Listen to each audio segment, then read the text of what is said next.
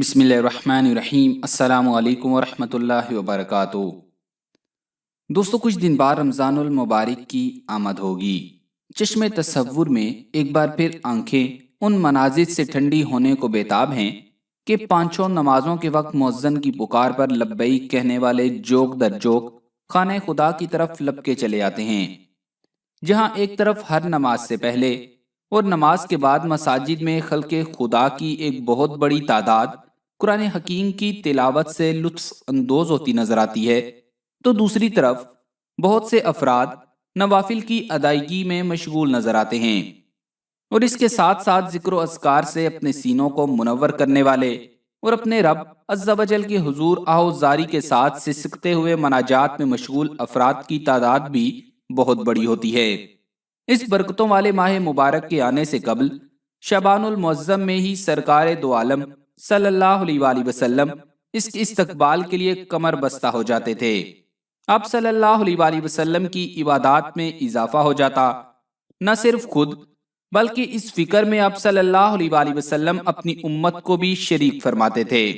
आप सल्लल्लाहु अलैहि वसल्लम ने रमजानुल मुबारक के साथ उन्स पैदा करने के लिए शाबानुल मुअज़्ज़म की 15वीं रात और इस दिन के रोजे की तरगीब दी है, और इस बारे में सिर्फ ज़बानी तरगीब ही पर इक्तफा नहीं फरमाया, बल्कि आप सल्लल्लाहु अलैहि वसल्लम अमली तौर पर खुद इस मैदान में सबसे आगे नजर आते हैं। चुनाचे इस माह के शुरू होते ही आप सल्लल्लाहु अलैहि वसल्लम की इबादत में गैर मामूली तब्दीली नजर आती, जिसका अंदाजा उम्मुल मोमिनीन हजरत आयशा सिद्दीका रज़ियल्लाहु ताला अन्हा के इस इरशाद से बखूबी लगाया जा सकता है। आप फरमाती हैं कि मैंने आप सल्लल्लाहु अलैहि वसल्लम को शाबान के अलावा किसी और महीने में कसरत से नफली रोजे रखते नहीं देखा। मज़कूरा हदीस और दीगर बहुत सी अहादीस से अंदाजा होता है कि आप सल्लल्लाहु अलैहि वसल्लम का ये अमल और उम्मत को तरगीब देना इस्तकबाल रमजान के लिए होता था, और इस रात की इबादत तरावी के लिए मशक होती है। अब एक नजर इस माह मुबारक की 15वीं शब पर भी डाल ली जाए, जिसके बारे में भी बहुत कुछ अहादीस में मज़कूर है। शोबुल ईमान में हजरत अबू बकर सिद्दीक रज़ियल्लाहु ताला अन्हु नबी अकरम सल्लल्लाहु अलैहि वसल्लम से रिवायत करते हैं कि आप सल्लल्लाहु अलैहि वसल्लम ने फरमाया कि अल्लाह अज़्ज़ा वजल 15वीं शाबान की रात में आसमान दुनिया की तरफ अपनी शान के मुताबिक नज़ूल फरमाते हैं, और इस रात हर किसी की मग़फ़िरत कर दी जाती है सिवाय अल्लाह के साथ शिर्क करने वाले के या ऐसे शख्स के जिसके दिल में बुग़्ज़ हो। इसी तरह हज़रत आयशा रज़ियल्लाहु ताला अन्हा से मरवी है कि आप सल्लल्लाहु अलैहि वसल्लम ने इरशाद फरमाया, ऐ आयशा, जानती भी हो ये कौन सी रात है? मैंने अर्ज किया कि अल्लाह और उसके रसूल ही ज्यादा जानते हैं। फरमाया, ये शाबान की 15वीं शब है।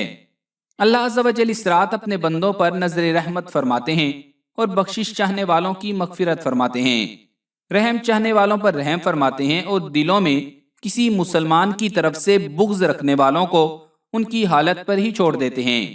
इसी तरह हजरत अबू मूसा अशअरी रज़ियल्लाहु ताला अन्हु रसूल अकरम सल्लल्लाहु अलैहि वसल्लम से रिवायत फरमाते हैं कि आप सल्लल्लाहु अलैहि वसल्लम ने फरमाया, अल्लाह ताला शाबान की 15वीं रात रहमत की नजर फरमाकर तमाम मखलूक की मग़फ़िरत फरमा देते हैं सिवाय अल्लाह के साथ शिर्क करने वाले और दिलों में किसी मुसलमान की तरफ से बुग़्ज़ रखने वालों के।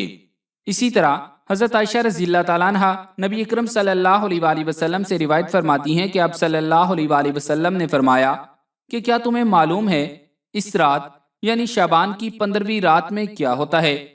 उन्होंने दरियाफ्त फरमाया कि या रसूलुल्लाह सल्लल्लाहु अलैहि वसल्लम, क्या होता है? आप सल्लल्लाहु अलैहि वसल्लम ने फरमाया कि इस शब में ये होता है कि इस साल में जितने भी पैदा होने वाले हैं वो सब लिख दिए जाते हैं, और जितने इस साल मरने वाले हैं वो भी इस रात लिख दिए जाते हैं, और इस रात में सब बंदों के सारे साल के अमाल उठाए जाते हैं, और इसी रात में लोगों की मुकर्रर रोजी मुकर्रर वक्त पर उतरती है। इसी तरह हज़रत अता बिन यस्सार रहमतुल्लाह अलैह फरमाते हैं कि जब शाबान की 15वीं रात होती है तो मौत का फरिश्ता एक शाबान से दूसरे शाबान तक मरने वालों का नाम अपनी फहरिस्त से मिटा देता है, और कोई शख्स जुल्म, तजारत और कोई औरतों से निकाह कर रहा होता है, इस हाल में कि उसका नाम जिंदों से मुर्दों की तरफ मुंतकिल हो चुका होता है।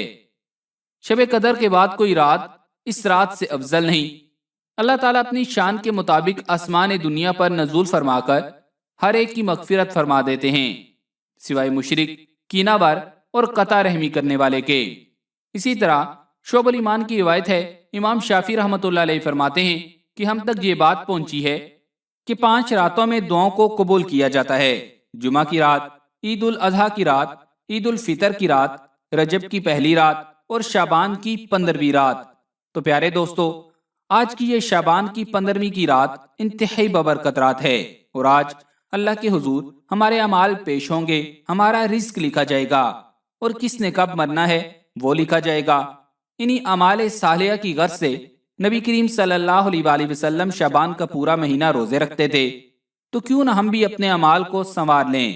تو چلیں آپ کو نبی کریم صلی اللہ علیہ وآلہ وسلم کے بتائے 4 مختصر وظیفے بتاتے ہیں، جو صرف آج ہی کی رات نہیں بلکہ آپ زندگی کے کسی بھی موقع پر کر سکتے ہیں، اور انشاءاللہ یہ وظائف آپ کے گھر کو رزق سے اتنا بھر دیں گے جو تا قیامت ختم نہیں ہوگا۔ اور یہ الفاظ میرے نہیں بلکہ ہمارے پیارے آقا حضرت محمد صلی اللہ علیہ وآلہ وسلم کے ہیں۔ تو پہلا وظیفہ سنیں۔ نبی کریم صلی اللہ علیہ وآلہ وسلم نے فرمایا، جب تم کہو گے اللہم ارزقنی، تو اللہ کہے گا میں نے رزق دینے کا فیصلہ کر دیا۔ اسی پر ایک واقعہ سنیں۔ حضرت ابو ہریرہ رضی اللہ تعالیٰ عنہ سے روایت ہے کہ ایک آدمی اپنی بیوی کے پاس آیا اور اس پر فاقے کے حالات دیکھے تو وہ جنگل کی طرف نکل گیا۔ یہ دیکھ کر اس کی بیوی چکی کی طرف بڑھی اور اسے لا کر رکھا، تنور کو دہکایا اور کہنے لگی اللہم ارزقنا، اے اللہ ہمیں رزق عطا فرما۔ اس کے دیکھتے ہی دیکھتے اچانک پیالہ بھر گیا، پھر وہ تنور کے پاس گئی تو وہ بھی بھرا ہوا تھا۔ اتنے میں اس کا شوہر واپس آ گیا اور کہنے لگا کیا میرے بعد تمہیں کچھ حاصل ہوا ہے؟ اس کی بیوی نے کہا ہاں، ہمارے رب کی طرف سے یہ چیزیں ملی ہیں۔ چنانچہ وہ اٹھ کر چکی کے پاس گیا، اس کا پاٹ اٹھا کر دیکھا۔ نبی کریم صلی اللہ علیہ وآلہ وسلم سے جب یہ واقعہ ذکر کیا گیا تو آپ صلی اللہ علیہ وآلہ وسلم نے فرمایا اگر وہ چکی کا پاٹ نہ اٹھاتا تو وہ قیامت تک گھومتی رہتی۔ دوسرا وظیفہ سنیں۔ عبداللہ رضی اللہ تعالیٰ عنہ کہتے ہیں کہ رسول اکرم صلی اللہ علیہ وآلہ وسلم کے پاس ایک مہمان آیا۔ آپ صلی اللہ علیہ وآلہ وسلم نے کھانا لانے کے لیے ایک آدمی کو اپنی ازواج کے پاس بھیجا، لیکن ان میں سے کسی ایک کے پاس بھی کھانا نہ ملا، تو آپ صلی اللہ علیہ وآلہ وسلم نے دعا کی اللہم انی اسألک من فضلک ورحمتک فإنہ لا یملکھا الا انت۔ اے اللہ میں تجھ سے تیرے فضل اور تیری رحمت کا سوال کرتا ہوں، بے شک تیرے سوا اس کا کوئی مالک نہیں ہے۔ چنانچہ آپ صلی اللہ علیہ وآلہ وسلم کے پاس بھنی ہوئی بکری کا تحفہ لایا گیا تو آپ صلی اللہ علیہ وآلہ وسلم نے فرمایا یہ اللہ کا فضل ہے اور ہم اس کی رحمت کا انتظار کر رہے ہیں۔ تیسرا وظیفہ سنیں۔ حضرت مصعب بن سعد رضی اللہ تعالیٰ عنہ کہتے ہیں کہ ایک دیہاتی شخص آپ صلی اللہ علیہ وآلہ وسلم کے پاس آیا اور اس نے کہا اے اللہ کے رسول صلی اللہ علیہ وآلہ وسلم، جب میں اپنے رب سے دعا کروں گا تو کیا کہوں گا؟ آپ صلی اللہ علیہ وآلہ وسلم نے فرمایا اللہم اغفر لی ورحمنی واہدنی وعافنی وارزقنی، اے اللہ مجھے معاف فرما، مجھ پر رحم فرما، مجھے عافیت دے اور مجھے رزق عطا فرما۔ اس کے بعد آپ صلی اللہ علیہ وآلہ وسلم نے فرمایا یہ چیزیں تمہاری دنیا و آخرت کو جمع کرنے والی ہیں۔ چوتھا وظیفہ سنیں۔ نبی کریم صلی اللہ علیہ وآلہ وسلم نے فرمایا اللہ کے نبی حضرت نوح علیہ السلام کی وفات کا وقت جب قریب آیا تو انہوں نے اپنے بیٹے سے فرمایا سبحان اللہ و بحمدہ، پاک ہے اللہ اپنی تعریف کے ساتھ، اس کا ورد کرتے رہنا کہ یہ ہر چیز کی نماز ہے اور اس کے ذریعے مخلوق کو رزق ملتا ہے۔ یہ تمام دعائیں آپ کو ڈسکرپشن میں لکھی مل جائیں گی، تو جب آپ آج کی رات نوافل پڑھیں اور اس کے بعد ہاتھ اٹھائیں تو انتہائی خشوع و خضوع کے ساتھ یہ دعائیں پڑھیں، زیادہ سے زیادہ پڑھیں، آج سارے سال کا رزق لکھا جائے گا۔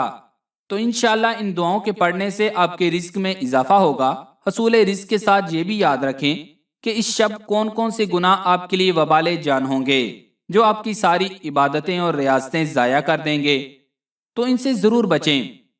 حضور نبی کریم صلی اللہ علیہ وآلہ وسلم نے ارشاد فرمایا جبرائیل علیہ السلام میرے پاس تشریف لائے اور فرمایا کہ یہ شعبان کی 15ویں رات ہے، اللہ تعالیٰ اس رات میں بہت سے لوگوں کو دوزخ سے آزاد کرتا ہے جن کی تعداد قبیلہ کلب کی بکریوں کے بالوں سے بھی زیادہ ہوتی ہے۔